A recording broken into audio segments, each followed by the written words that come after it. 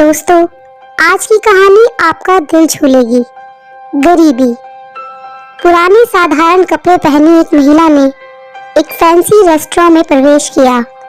सभी ग्राहक उसे पहले से वहां जो बैठे हुए थे उसे तिरस्कार की दृष्टि से देखते हैं।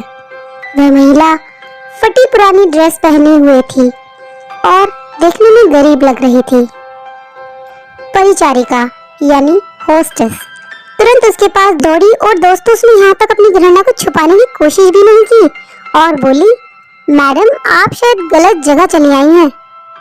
वह बस इतना चाहती थी कि जल्दी से इस बिन बुलाए मेहमान से छुटकारा मिल जाए।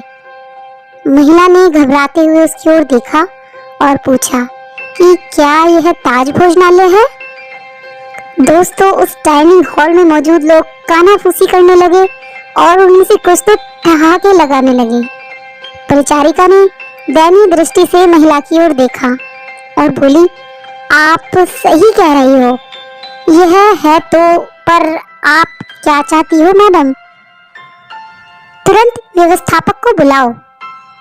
असंतुष्ट ग्राहकों में से एक चिल्लाया, मैंने यहाँ पहले से एक टेबल इसलिए नहीं बुक करवाई कि कोई भिखारी मुझे खाते हुए देखे। महिला ने अपना सिर नीचे कर लिया और धीरे से बोली, मैं ज्यादा समय नहीं लूंगी बेटा, मेरा केवल एक अनुरोध है कि आप इस तरफ आइए। परिचारिका ने अनिच्छा से बुजुर्ग महिला को अंदर आमंत्रित किया। वो बस किसी तरह से उसे बाकी ग्राहकों की नजरों से दूर ले जाना चाहती थी। मैं तुम्हारी जगह होती तो उसे सिक्योरिटी गार्ड बुलाकर उसे बाहर का रास्ता दिखाती। आपने देखा ना कैसे बदबू आ रही है, वह एक बुरा सपना है। ये सब लोग बोलकर वहां बैठे लोगों ने अपनी भावनाओं को बिल्कुल छुपाया नहीं। महिला मिठाइयों के शोकेस में गई और काफी देर तक उसे देखती रही। वेटर उसे देखकर हंस रहे हैं। वे कह रहे थे, अगर वह यहाँ मुफ्त में खाने की उम्मीद करती है तो उसे कुछ नहीं मिलने वाला। ऐसा लगता था कि महिला ने उनकी बातों पर ध्यान ही नहीं दिया। महिला बोली, बताओ बेटा, क्या यह लेमन केक को केवल आधा खरीदना संभव है? इसकी लागत क्या है?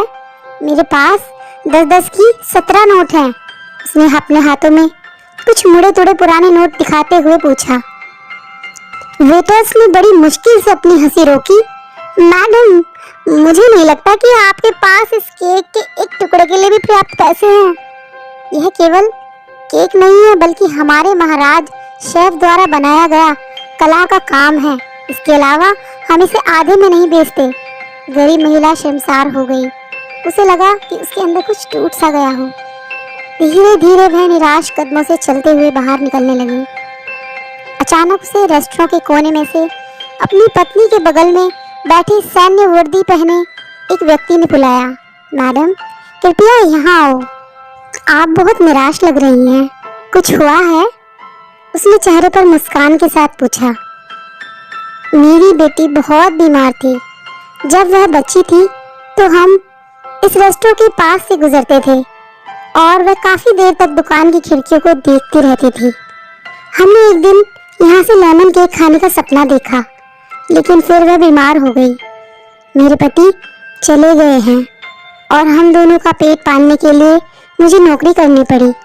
मेरे पास इलाज जारी रखने के लिए पैसे भी नहीं हैं, इसलिए अब मैं उसके लिए कुछ भी नहीं कर पा रही हूँ।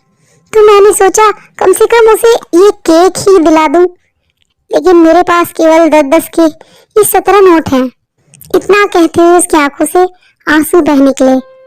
अब बिना किसी हिचकिचाहट के फौजी ने वेटर को बुलाया और उसे अपने खर्च पर महिला के लिए एक पूरा लेमन केक पैक करने को कहा।